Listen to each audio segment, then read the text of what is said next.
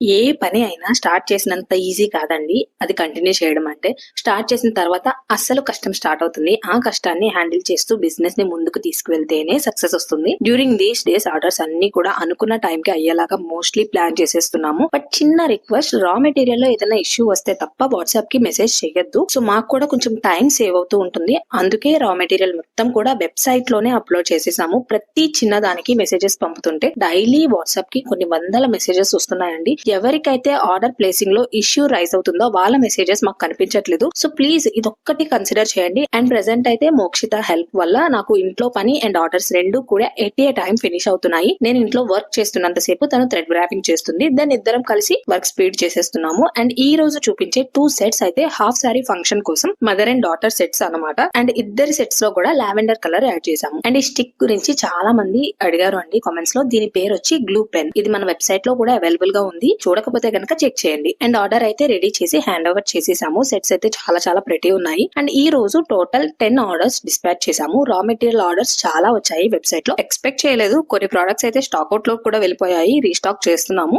And ఈ client అయితే total అన్ని షేడ్స్ లో ఆర్డర్ చేశారు. ప్రతి షేడ్ లో, ప్రతి షేప్ లో కూడా ప్రతి కుందన్ 10 గ్రామ్స్ చొప్పున ఆర్డర్ చేశారనమాట. అండ్ వీటన్నిటితో పాటు హెయిర్ క్లాస్ కూడా ఆర్డర్ వచ్చాయి.